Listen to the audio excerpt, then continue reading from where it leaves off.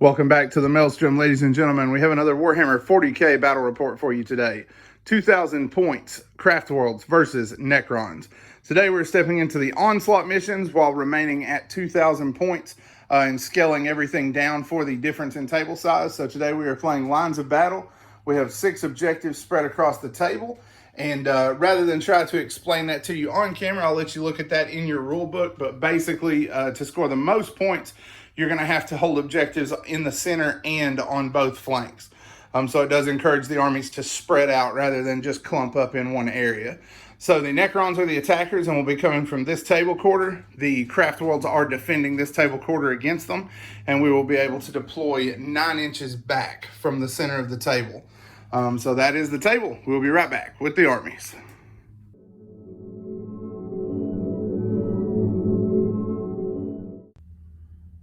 All right, first up we have the Craftworlds. Today we're using a custom Craftworld. We're going to have Expert Crafters and Headstrong for our 2 traits. So we're going to be rerolling 1 to hit and 1 to wound roll, and we are going to be adding 1 to any charges that we make. So starting things off with our HQs, we have a Farseer Skyrunner. He's going to be running Doom and Executioner as his 2 powers, and then in exchange for Smite, he is going to be running Fateful Divergence from the Runes of Fortune. Next up, we have a Spirit Seer who's running Protect Jinx, and he is going to be running Ghost Walk instead of Smite. For our 3rd HQ, we have Jane Czar. Moving over into the troops, we have 1 squad of 20 Guardians with 2 Shuriken Cannons, and 2 squads of 10 Guardians with 2 Shuriken Cannons. Then in our elites, we have 5 of the Wraithblades with Ghost Axes and Shields. Then we have 10 Howling Banshees, and their leader is armed with an Executioner. In the fast attack slot, we have 2 squads of 5 Bikes with Scatter Lasers. And then for our heavy support, we have 5 Dark Reapers. Finishing things off, we have a pair of Wave Serpents with Twin Bright Lances. So that is it for the Eldar. We will be right back with the Necrons.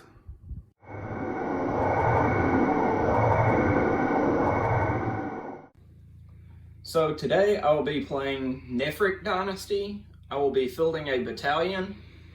For my HQs, I have a Skorpek Lord. He is my Warlord with the Skin of Living Gold and the Nightmare Shroud. Following him up, I have Illuminor Xeris and the Indomitus Overlord. For my troops, I have 2 squads of 19 warriors. For points reasons, I couldn't fill 20. 10 warriors with Gauss Reapers and 10 Immortals. For fast attack, I have 5 Scarab Swarms.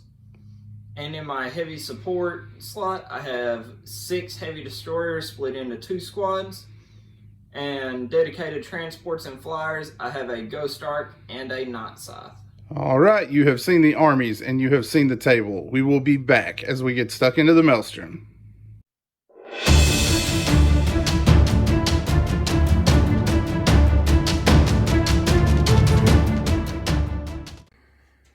All right, deployment is complete for the Eldar. We got 5 Bikes deployed to this flank. Then we have the Wraithblades and Jane Czar and her Banshees here. The Guardian Blob of 20 is here. The 2 10-man squads are webway striking. We then have 5 more Bikes and the Farseer Skyrunner on this end with the Dark Reapers overhead. That is it for the Eldar deployment. I'll turn it over to Eric for the Necrons. So my warriors, Overlord, Illuminor Xeris, and Ghost Ark are all in a blob to help each other out. Catan Shard and Night Scythe are on this flank to rush forward, and heavy destroyers on each flank to provide me fire support with Scarabs to grab an objective. All right, and then you've also got, what do you have in reserve? My Skorpek Lord and Skorpek Destroyers are on the crypt, and I'm translocating crypt my Immortals. All right, so that's initial deployment. Dice off for first turn. Eldar have a 3. Necrons have a 3. Necrons are looking at a 2. Eldar 4. So Eldar will get us started. We will be right back once we are underway. All right, the Eldar have finished up their first turn. Wave Serpents lined up to get shots against the heavy destroyers. And the Dark Reapers move to this end to be able to engage the Flyer. The Bikes and the Farseer move towards this end along with an advance from the Guardians to join them. and our other squad of bikes moved to this flank. They initially moved here and fired through the gap, killed off 3 bases of scarabs with their scatter lasers, and then used fire and fade to get behind the building. On this end, we put Doom on the heavy destroyers, and between the bikes and the 2 wave serpents, we were able to kill them off, and the Dark Reapers were able to bring the flyer down to 6 wounds. So that is it for the first turn for the Craftworlds. The Necron response is next. So everything advanced forward. My Catan did Sky of Falling Stars and only dealt 1 mortal wound to the bikes of all 3 units he picked. Yep. Shooting, I managed to bring a couple wounds out of the Wave Serpent and killed 4 Dark Reapers. Yep, not a super productive turn. The Dark Reapers did end up taking lightning fast reactions and using a command reroll on 1 save.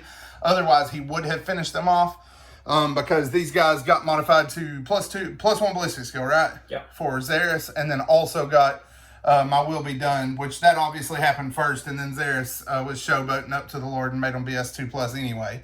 But I use lightning fast reactions plus the terrain feature here, giving -1 to hit to bring him back to a 3+. That was all that kept me in the fight for sure. Did pass my morale there, and then the rest of your shooting was, like you said, just awful. These guys fired at the bikes, and they didn't do anything, right? They didn't even wound them. And then, what was the Catan's power on the Wrath of the Catan? Antimatter Meteor? Yeah. Threw it at the tank and rolled a 1. Just couldn't get anything going. But did spread out, and you're in 3 quarters, right? Yep. So we are going to tie for engage on all fronts over the first turn. All right, turn 2 for the Eldar coming up next.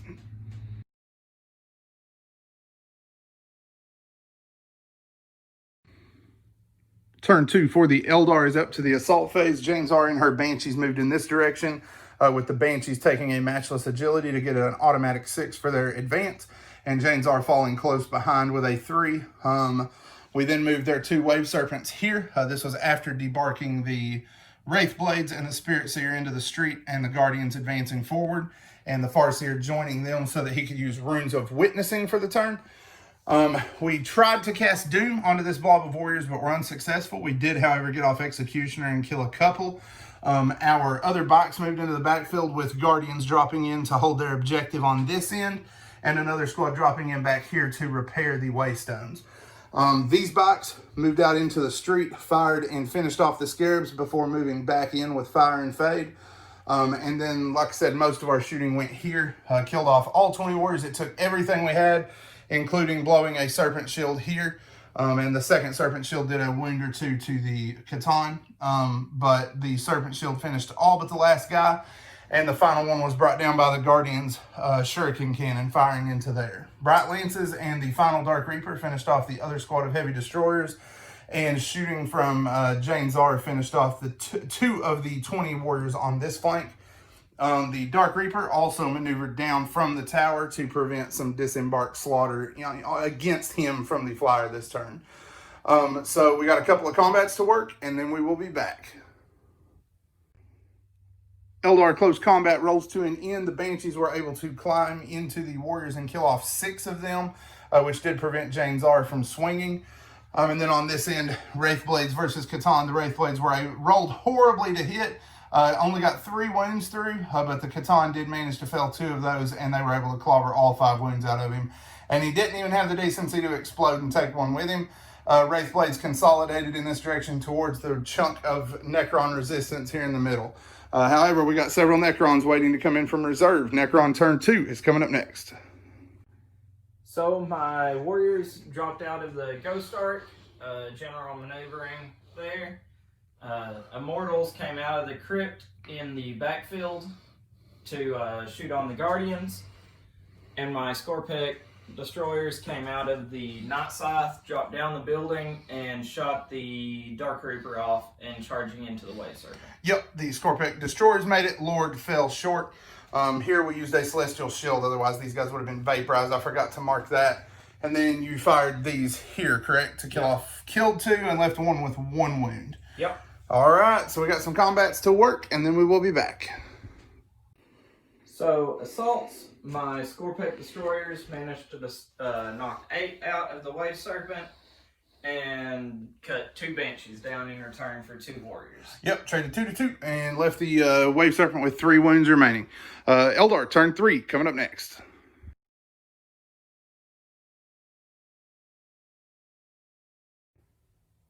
Eldar turn 3 rolls to an end. The Banshees used our final 2 points for Feigned Retreat to leave combat here.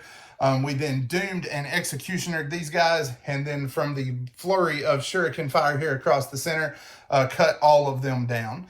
2 of the Gauss Reapers were cut down by Guardians that were out of range to fire at the other squad. But they were able to stay around. Just 8 of them remaining. Jane's R rolled an 11 for her charge. She's going into that group. And the Banshees double locked the Gauss Reapers and the Ghost Ark here. We also put Ghost Walk on these lads again. We fired all of our backfield shooting here. Bright Lances got 1, and our other bikes down at the end killed off another. The bikes are charging into the Immortals. They did lose 2 of their number on Overwatch, but they're charging to keep them locked up since we do have Guardian trying to hold this objective. And then we also, or for them, we rolled an 8 with the addition of our chapter or our Craft World bonus plus Ghost Walk. That was plenty to get them to combat. So we got several combats to work, and then we will return. Combat rolls to an end. Jane Czar used her Storm of Silence ability to get 7 attacks and cut down 5 of the warriors. The 4 Banshees that were closer to the squad of warriors cut them down, cut the survivors down. The last couple swung against the Ghost Ark to no effect. And then our Wraith Blades chopped through the final destroyer down here. We had 1 bike that got wounded and no response from the bikes against the Immortals down there. At that point, the Necrons are bloodied to the point that they cannot possibly continue, so they are going to call it. That will be a Craftworlds victory. This one saw the Craftworlds coming back from a string of defeats recently, finally regaining some of their honor.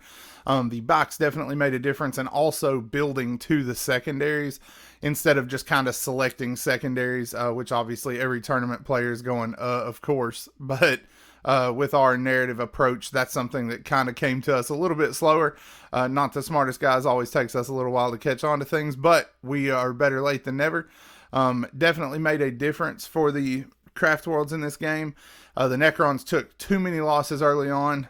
Even though the Banshees are not ideal, I do like what they bring to the Craftworlds. It's kind of fun to have that kind of speed and the ability to reach out and grab somebody and know with confidence you are not going to be destroyed by Overwatch.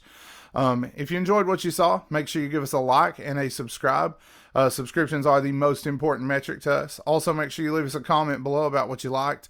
Also, if there are any units you'd like to see us add in the future, let us know so that we can get those added to the army and give you something else to look at whenever we're playing. Got plenty more Crusade stuff coming in the near future, along with new armies that we are constantly cranking on and trying to get in here on the channel for you to look at. As always, guys, thanks for spending time with us today at the Maelstrom.